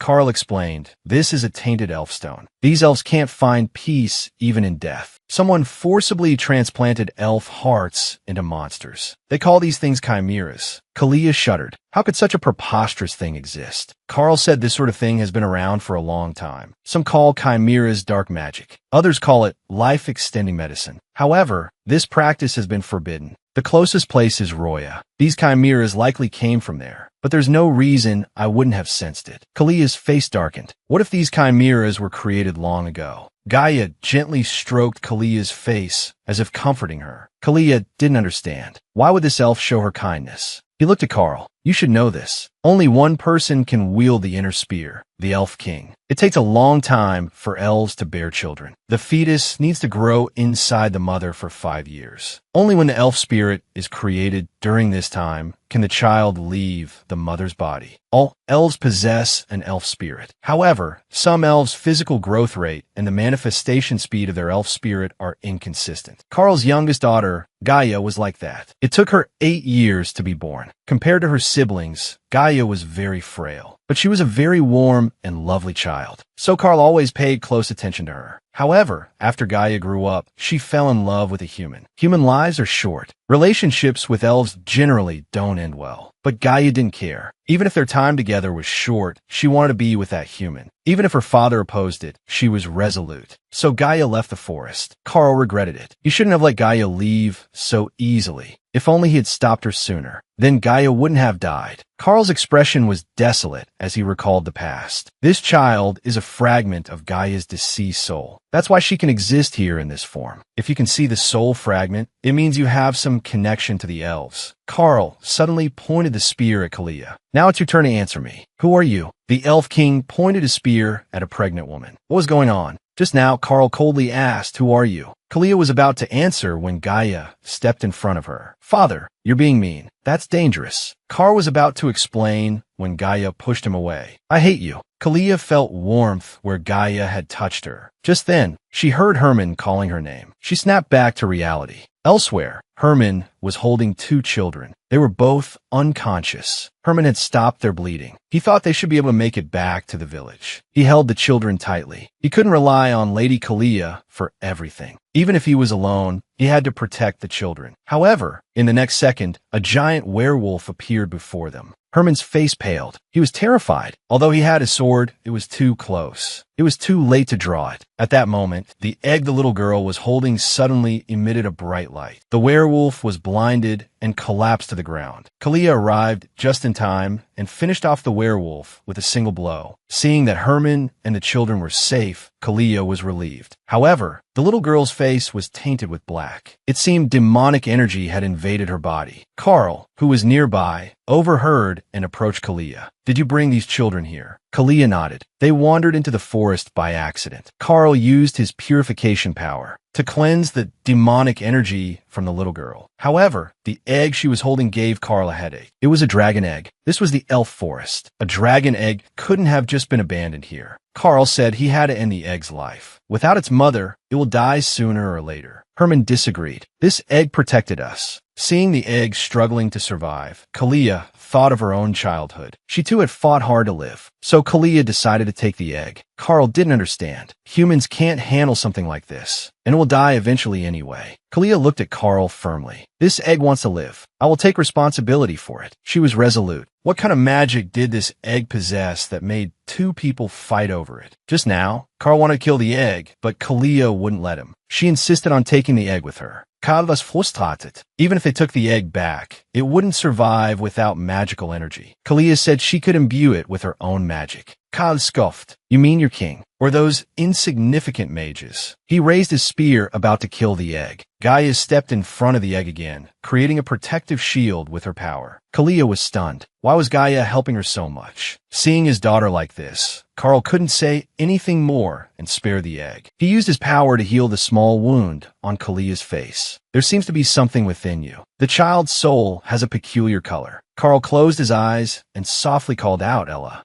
A dark-haired elf flew out. Carl instructed Ella to escort them out of the forest, as it was now the dark elf's active period and the forest was dangerous. Just as they were about to leave, Gaia grabbed Kalia's hand. She said she wanted to leave with them. Inside the magic research room, Shaman was using magic to read intelligence reports. Most of the information was about Kalia. She had been missing for a long time, and Shaman hadn't been able to find any trace of her. He was anxious but helpless. Suddenly, he accessed a crucial piece of information. Marquis Bonnie's recent behavior was strange. Previously thin as a skeleton, he had suddenly become healthy. Logically, his illness shouldn't have recovered so quickly. Shaman then summoned 2 pets. They affectionately rubbed against his face, incredibly docile. Shaman placed a bead in the smaller one's mouth and instructed it to scatter these throughout designated animated cities. Upon receiving the task, the two pets vanished. Shaman smiled faintly. This time, he had given them more magic power, so they should be able to travel farther. But where had Kalia gone? Every time Shaman thought about Kalia leaving, he became furious, wanting to destroy everything. Shaman kept reassuring himself that he would find Kalia, and his efforts had finally yielded results. He had finally found a clue about her. The woman this man had secretly loved for years had suddenly disappeared. He had searched for her like a madman and finally found a trace. Just now, Shaman had found a clue about Kalia. The townspeople said she was with a tall, handsome man who treated her very well. Shaman was incredibly jealous. What kind of man was Kalia with? If he could see her again, he would definitely keep her by his side. He desperately wished he and Kalia were on the same wavelength. Maybe then she wouldn't have left. Elsewhere, two elf girls were singing. They were locked in a cage, like larks. Bulb smiled and spoke. "Keep singing. If you please me, you'll live a little longer." The elf girls trembled. "Why did you capture us? Let's go." A snap echoed. Bulb's eyes widened. His connection with his pet dogs had been severed. He looked out the window. This meant they were dead. Who had killed them? Bulb had given these werewolves weak elf stones, so they could die at any time. But to avoid being discovered, he had to collect the bodies himself. He ordered his subordinates, "Let's go for a walk. Have the others keep an eye on these elves." Bulb's gaze darkened. "If anyone tries any tricks, cut off their hands and feet." The scene changed. Gaia was still holding Kalia's hand, wanting to leave with her. Kalia couldn't understand what she was saying or what she meant. Kad was puzzled. Why was Gaia so fixated on this child? Gaia explained that Kalia's child was about to be born and that it would be dangerous if she wasn't there. Carl reluctantly handed Kalia a bracelet. The bracelet contained the soul of an ancient elf and could summon any elf at any time. It was originally Gaia's birthday present this year. But now, Carl felt it would be better to give it to Kalia. If, as Gaia said, there was danger, Kalia could summon them at any time. Gaia looked at him with a grin. "Please be sure to call my name." The next second, Carl sensed danger. It seemed a bold intruder had entered the elf forest. This woman was truly audacious, venturing into the dangerous elf forest 9 months pregnant. Dot desperately rescued the two children. Just now, Kalia and Herman prepared to leave, carrying the children. Gaia hugged Kalia, insisting that Kalia must visit her. Kalia nodded, then led the children out of the elf forest. The two children awoke, terrified. Kalia kept comforting them, saying, "Your mother's looking for you. Hurry and go see her." The villagers in the distance waited with lanterns. Mrs. McKenna was overjoyed to see the children return safely. She embraced her children tightly. Watching their reunion, Kalia and Herman headed back. Hopefully, Ellen won't chew us out. Just as they opened the door, they saw Ellen, a pot lid on her head, glaring furiously at them. Then came a torrent of scolding. "It's so late, and there's no sign of you two. You little troublemakers." As soon as she finished, Ellen hugged them tightly. Tears welled in her eyes. "I saw it was getting dark, and you hadn't returned, so I was just about to go look for you. You worry me so much. But thank you for coming back safely." They all sat down. Ellen was worried about Kalia's pregnancy. Kalia said it was nothing serious, just some fetal movement. Kalia gently stroked her belly. "Sasha has been very active lately. Maybe she's getting ready to come out." Kalia closed her eyes and rested for a while. Seeing her condition, Herman thought Kalia's life here wasn't bad, much more peaceful than the Empire. Commander Kalia worked so hard before. It's good for her to live comfortably now, right? But then Herman became worried. He felt like Kalia was missing something. She seemed uneasy at times. Suddenly, Herman remembered what the general had said. He mentioned Kalia's lover. Herman froze. Of those close to Kalia, besides the Empire's Archmage, Shaman, there was Crown Prince Louismont. If either of them is the father of the child, it would cause a huge uproar throughout the Empire. Herman shook his head, trying not to think about it. Then he called Ellen over to look at the dragon egg they brought back. Ellen was stunned. "This is a dragon egg, and it's twitching." This woman went into the forest for a rescue and brought back an extremely rare dragon egg. Just now, Herman asked Ellen to examine the dragon egg. Ellen never thought she'd be treating a dragon egg in her life. After examining it, Ellen said, "This is the first time I've examined an egg, so I can't give a definite diagnosis. But I can tell that this egg is in very poor condition."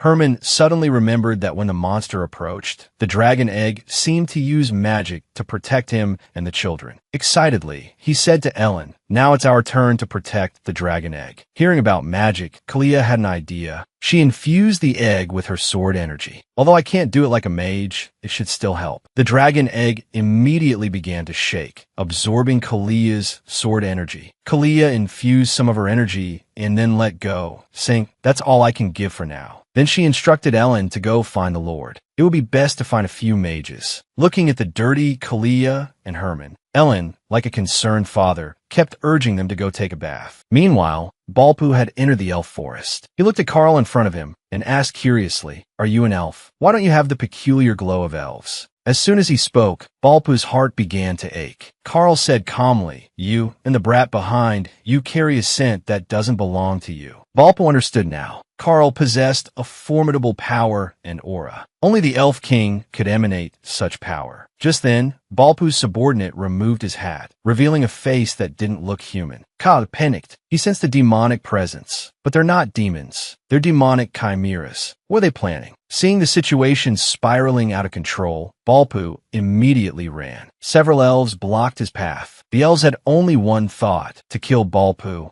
Balpu was more than capable of handling a few elves. He grabbed one and threw it hard. The elf crashed to the ground. The other elves, afraid to approach, could only watch as Balpu escaped. Back in the house, Balpu whispered a name, Diamond. A dark-skinned woman immediately appeared behind him. She fussed over Balpu. "If you make a pact with me, this dark mage, you will not only be favored by demons, but also gain immense power." Balpu showed no interest. Diamond quickly changed the subject. "I heard the woman who went into the forest to save someone brought back a dragon egg. If you like it, I'll steal it for you. How about that?" Balpu finally smiled. "I really like you, Diamond." That woman was the commander of the Empire's First Night Order, but she unexpectedly got pregnant with her good friend's child. She ran away alone to give birth to the child. Meanwhile, Alan and Herman, carrying the dragon egg, arrived at the Lord's house. The Lord wasn't home, so they had to wait. They chatted to pass the time. Suddenly, Kalia was mentioned. Kalia was about to give birth. Alan had intended to take the dragon egg to the nearby Magic Valley, but Kalia's due date had moved up, so they couldn't leave for now. Alan felt a little melancholic. The baby is growing up so fast. We need to be ready for the delivery this week. But thankfully, she hasn't had any complications. Herman said with a smile, "I heard from the adults that her body feels very light. Aren't you being overprotective of her?" Alan had a headache. "Even after the delivery, she'll need proper care. You can't keep stirring things up around her. What if she develops lasting health problems?" Herman said he would do his best to attend to her, so Alan shouldn't worry. Just then, the Lord arrived. He was surprised to hear that Alan and Herman had brought a dragon egg. Herman took out the egg. It wasn't in good condition. This was the Lord's first time seeing a dragon egg. He wasn't very knowledgeable about such things, so he used magic to contact the nearby Department of Magic. Upon hearing about the dragon egg, the people at the Department of Magic immediately became anxious. "What's the condition of the eggshell and its temperature?"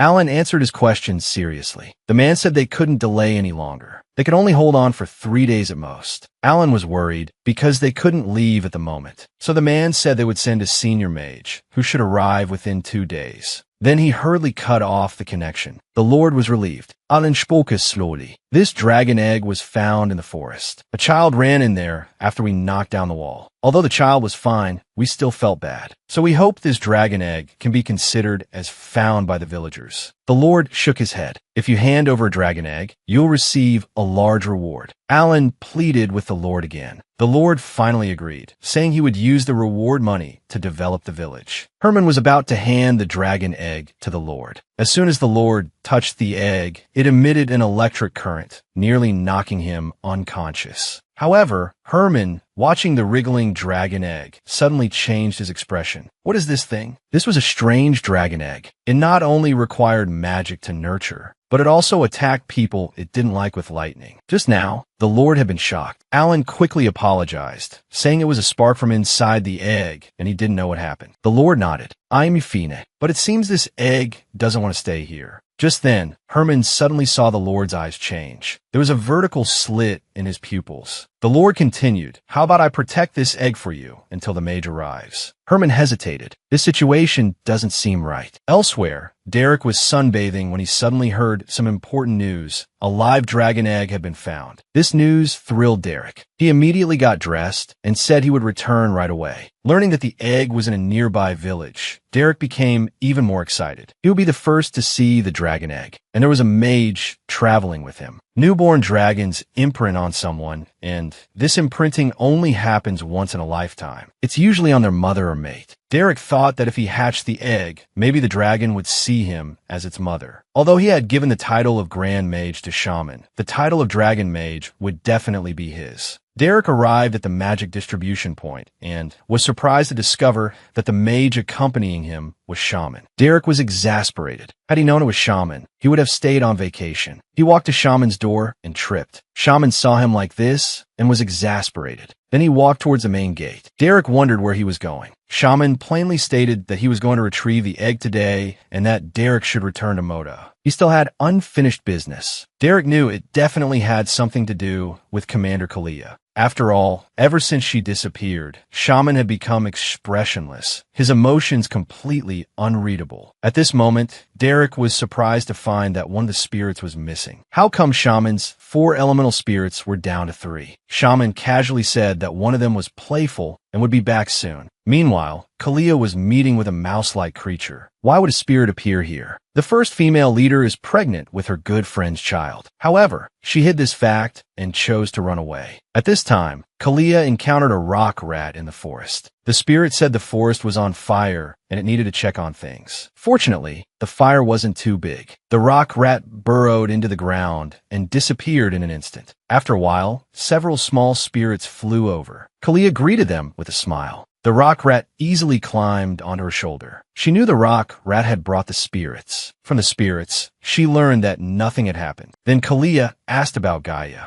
The spirits said that Gaia only comes out on her birthday. If she wanted to see her, Gaia would come. This was the place where she was born in Gaia's favorite forest. Carl was heartbroken by his daughter's death. This ancient tree recreated her. Then the spirits left. After they left, Kalia had to leave too. Kalia told the rock rat to go back to its owner. Just then, a sharp pain shot through her stomach. But Alan said it wasn't time yet. Kalia could only endure and leave. Back in town, she ran into McKenna and his daughter, Sejean. Sejean greeted Kalia and then asked if she had saved her. Kalia gave an embarrassed smile, not wanting to talk about it. McKenna invited Kalia into his house. He had also thought that spirits had saved the children, but after hearing Sejean's account, McKenna immediately realized it was Kalia. McKenna's eyes reddened. "Thank you so much, but please don't do that again. You need to take care of yourself. You were about to give birth, and at the time, I was only thinking about the children being safe. I'm so sorry." Kalia reassured him that it was all right. McKenna couldn't help but cry.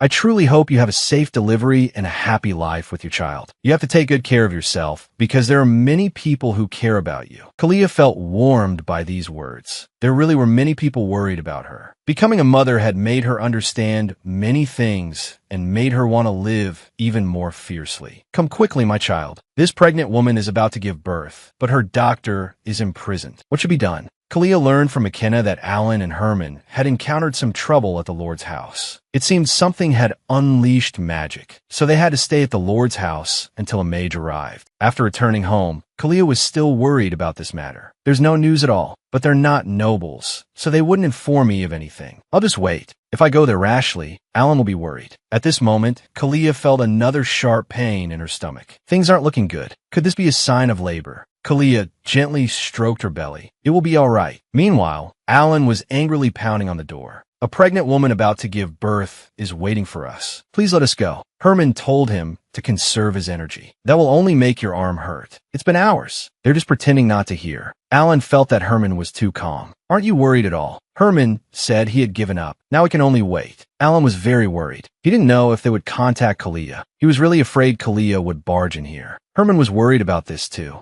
Alan was restless. I had already warned him. He should be careful. I have a bad feeling. Not all expectant mothers give birth on their due date, because we don't know exactly when it will be. If preparations aren't made in advance, both the mother and child will. Alan's wife, during childbirth, wasn't fully prepared. It led to complications. Alan doesn't want to go through that again. He then went to bang on the door, urging us to go back. I can come back tomorrow morning. Herman walked to the window. Could we jump out from here? He then kept looking around the room, trying to find a way to leave. However, in a blink of an eye, he found Alan collapsed on the floor. There was also an unknown black mist beside him. Herman panicked. What is this? He hugged the dragon egg and quickly retreated, hiding by the window. The door suddenly opened. The Lord, with a gloomy face, entered. His beloved woman had suddenly disappeared. This man frantically searched. He finally found a trace of his lover, only to discover she was 10 months pregnant. At this time, Shaman said he would die without Kalia. He didn't know why she left. Shaman clutched his head. How could I not look for her? Although leaving without saying anything was really unkind, how could he hate Kalia? Kalia was his salvation. Shaman said he must find her as soon as possible. Herman also understood. It turned out he loved Kalia so deeply, even to the point of madness. Although it might be a little dangerous, Kalia, knowing someone loved her so much, should fill her emptiness. Herman suddenly spoke. I can tell you where Kalia is. Alan immediately became anxious. This isn't something we could decide. Herman explained, we don't have time to delay any longer. Wouldn't it be better to go back and take care of Kalia sooner? Hearing these words, Shaman became anxious. What do you mean no time? Did something happen to Kalia? He emanated a powerful aura. I see you seem to be a doctor. If something happens to Kalia and you're still delaying like this, be prepared for the consequences. Just then, the rock rat spirit suddenly appeared. Shaman asked where it had been and why it only appeared now. The rock rat squeaked excitedly. Shaman understood. Did you meet that woman there? The rock rat kept nodding. Shaman read the rock rat's memories and saw Kalia. He kept repeating Kalia's name, his longing reaching its peak. Elsewhere, Kalia was stroking her belly. It seemed she was about to give birth. Alan needed to come back quickly. While she could still move, she decided to go downstairs and wait. Kalia slowly walked down the stairs. Then she heard a knock on the door. Who could it be so late? If it were Alan and Herman, they wouldn't knock. Just in case, Kalia drew her sword. Just as she called out to ask who it was, a sharp pain shot through her belly. Kalia cried out and sat down on the floor. The person outside anxiously pushed the door open. It was Shaman. Kalia was shocked to see him. Shaman remembered Herman's words. Absolutely do not frighten Kalia. No matter what she looks like, don't question her. But what Shaman didn't understand was what was going on with Kalia's belly. This man's lover had suddenly disappeared. After finally finding her, she was about to give birth. Just now, Shaman found Kalia and asked what was wrong with her belly. Kalia chuckled. What else could it be? It's just as you see. Shaman was shocked. Could it be from that time? Kalia immediately denied it. Just as she was about to speak, a sharp pain ripped through her belly. Shaman rushed forward to support her. Kalia gritted her teeth. Go get Alan. Hurry. Although Shaman was furious, now wasn't the time for jealousy. He picked up Kalia and activated a teleportation circle. Elsewhere, Alan was extremely anxious. Kalia needed a quiet environment. Herman kept telling him to calm down. The next second, Shaman emerged from the portal holding Kalia. Kalia looked to be in great pain, unable to speak. Alan quickly asked when the contraction started. Kalia was already in too much pain to respond. Herman hurried to find a room in the farmhouse. Shaman was incredibly anxious. It was the first time he'd seen Kalia in such distress. She usually remained stoic, no matter how badly injured. He tried to use magic to ease Kalia's pain, but Alan immediately stopped him. What are you doing? Using magic randomly could harm the mother and child. Shaman tightly gripped Kalia's hand. Alan said they needed to get some bread. Shaman immediately decided to go and get it. After learning the location, he left in a flash. He returned in less than a minute. The mayor's wife had made a room available. Shaman carried Kalia to the bed. Alan examined her and said that a midwife with experience would be arriving soon. They just had to wait for a bit. He then started to leave. Shaman grabbed Alan's arm. Where are you going? Shouldn't you be doing something as a doctor? Alan was forced to explain. Right now, the mother needs to be examined, and being by her side is what her partner should be doing. Since I am not Kalia's father, Aden smidet fintly. Childbirth is a very painful experience. Please, your grace, stay with her until the end. Shaman sat by the bed, watching Kalia. He wished he could bear the pain for her. Soon, Kalia woke up. She asked Shaman why he was there. Shaman held her hand tightly. Kalia, because you're here. This couple found a rare dragon egg and intended to give it to the mayor, but they were imprisoned by him. At this moment, Herman discovered Alan collapsed on the ground, and the mayor walked in with a sinister look. He grabbed Herman's hand.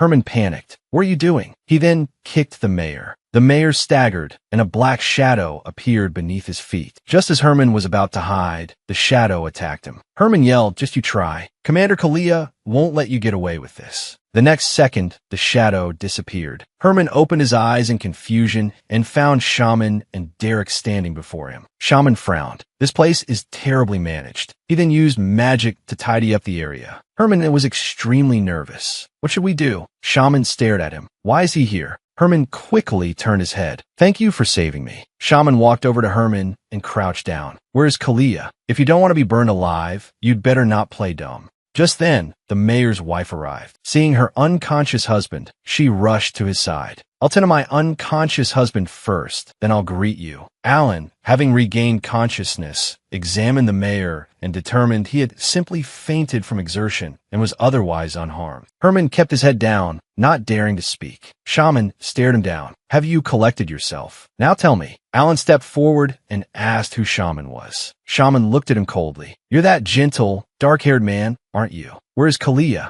Both of them claimed they didn't know. I won't be fooled so easily, Shaman said. If you want to stall for time, I can wait. Waiting all night is nothing to me. Shaman glared at Alan with disgust. I really want to get rid of this guy. He'd heard that Alan had gently held Kalia's hand, but Shaman couldn't let anyone close to Kalia disappear. What if he was the one Kalia loved? Shaman could easily make Alan vanish. However, there were still some things he needed to confirm. Even if Kalia truly had fallen in love with this man, she wouldn't leave him in this remote place. Herman mustered his courage and spoke. I heard Kalia left a letter for you, Master Shaman, saying she would return someday. Why are you still looking for her? Alan, who had already figured things out, thought perhaps this man is Kalia's father. But Herman would never betray Kalia. He owed everything to her. Shaman smiled faintly. Why am I looking for Kalia? Because I might die without her. This woman unexpectedly became pregnant with her good friend's child. She chose to leave secretly and give birth. By the time the child's father found her, she was already in labor. Shaman held Kalia's hand. I won't ask anything now. I just want you to be in less pain. The contractions kept coming. Kalia was too weak to speak. Shaman noticed the bracelet on her hand. This isn't an ordinary item. How could Kalia have this? Kalia, eyes tightly closed, suddenly remembered Gaia's words. She cried out Gaia's name. The bracelet began to glow. Gaia quickly arrived at Kalia's side. Shaman looked at him, puzzled. He then cast a magical barrier, preventing Gaia from approaching. Gaia anxiously patted the barrier. The Elf King appeared. That's my daughter, Gaia. He glanced at Shaman, somewhat surprised. This triggering can only be done by someone who has reached the state of enlightenment. He's a being beyond human comprehension. Gaia kept patting the barrier. There's no time. The Elf King explained that he had come to help Kalia with the delivery. If you want her to give birth safely, she may need the power of nature. The child is also a part of nature. Shaman didn't understand what this meant. Kalia, forcing herself to speak, told them to come in. Gaia then came to Kalia's side. He held her head, and a brilliant light emanated from both of them. Shaman needed the Elf King to explain what was happening. The Elf King explained, it's giving the child the power of nature that it needs. He asked Gaia, are you going to give all your power to Kalia? If you do, you will disappear. Gaia looked back and smiled faintly. The Elf King understood. He took out a small knife and stabbed it into his own chest. Blood flowed out immediately. Then he chanted a spell. Give my soul to him. As soon as he finished speaking, the blood quickly congealed, transforming into a shining ruby. The gem flew to Kalia's stomach. Shaman anxiously asked, what are you doing? The Elf King explained, Gaia wants to shatter his own soul to do something for the child. But Gaia's power is very weak now, so I have to help him. The elf stone the child possesses is incomplete. The strange thing is this kind of kinship spell can only be used on those of the Elf King's bloodline. This woman was abandoned as a child and struggled her way to becoming a knight commander. It's only now, at the time of her labor, that she learns she has elven blood. Kalia was confused. Do I really have elven blood? Before she could think further, a sharp pain shot through her stomach. Kalia cried out in pain. Gaia's face was filled with worry. Elf King Carl said, you can call the human doctor now. The little elves immediately flew out the door. The next second, the door was pushed open. Alan rushed to the bedside. Carl held Gaia tightly. It will be all right. We'll leave it to the humans now. We just have to trust them and wait patiently. Carl carried the weakened Gaia out of the room. Everyone outside was extremely tense, especially Shaman. He clenched his hands, praying that Kalia would give birth safely. Half an hour later, a cry rang out. Shaman immediately rushed into the room. The elves were cleaning up the bloodstained sheets. Alan was finishing up. Kalia's consciousness was hazy. Alan happily held the baby. It's a boy. He's the heaviest baby I've ever delivered. Alan placed the child in Kalia's arms. You've worked so hard. Kalia gently stroked the child. I actually gave birth to this child. This isn't a dream. I finally have a family. Kalia smiled with happiness. Shaman couldn't help but smile as well. He stayed by Kalia's bedside until nightfall. Kalia, exhausted from the day, had fallen asleep. Shaman was filled with uncontainable joy, his eyes full of the happiness of having her back. Even though Kalia is always a worry, it's so good to have her back. Just looking at her made his heart pound. Shaman gently caressed Kalia's face. He kissed the back of Kalia's hand. You've been through so much. No matter who you are, no matter what secrets you hold, I will always protect you. Because you're my whole world. So please don't leave me. Kalia slowly opened her eyes. She saw Shaman by her bedside and was stunned. Shaman's eyes were full of love. You're awake. It took Kalia a moment to react. What's going on? It was as if she had unexpectedly become pregnant with her good friend's child and ultimately chose to run away. 10 months later, she finally gave birth. Kalia had already given birth to the child. It was a very cute baby boy, sound asleep. Herman was overjoyed. It's a pleasure to meet you, Lady Sasha. Lady Kalia was looking forward to the birth, and I've been eagerly waiting as well. Herman yawned, overcome with sleepiness. He soon fell asleep in a chair. The elf king, Carl, immediately appeared. Sleep for now. Seeing what happens next won't do you any good. Meanwhile, Shaman was supporting Kalia. Although she had just given birth, her stomach hadn't fully recovered. Seeing Shaman supporting her, Kalia couldn't help but blush. I'm Fina. Shaman couldn't resist teasing her. Then why are you walking so unsteadily? Kalia hadn't seen Shaman in months, and he seemed even more handsome now. Shaman smiled. Should I carry you? I think that wouldn't be so bad. Kalia's face flushed crimson, her heart pounding in her chest. She felt a strange, ticklish sensation, but she didn't dislike it. Shaman embraced her. Just then, Kalia suddenly saw Carl standing before her. She immediately pushed Shaman away. Didn't you return to the elven forest? Carl frowned. It seems you're quite distressed. This kind of kinship spell can only be used on those of elven royal blood. Kalia was confused. She had no elven blood. She was clearly human. How could she possibly have elven blood? Carl walked over to Sasha. A newborn child only has one chance to receive the elf king's blessing. All elven children receive the blessing. As long as Carl knew of the child, not one was left out. Carl touched Sasha's face and bestowed the elven blessing upon him. May you have strong limbs and a clever mind. May your ears not be defiled by flattering words. May your voice be as lovely as a singing bird. Sasha was still fast asleep. After the blessing, a mark appeared on his forehead. Finally, Carl kissed Sasha and said with a smile, and lastly, never leave your parents. Never commit an act of disobedience.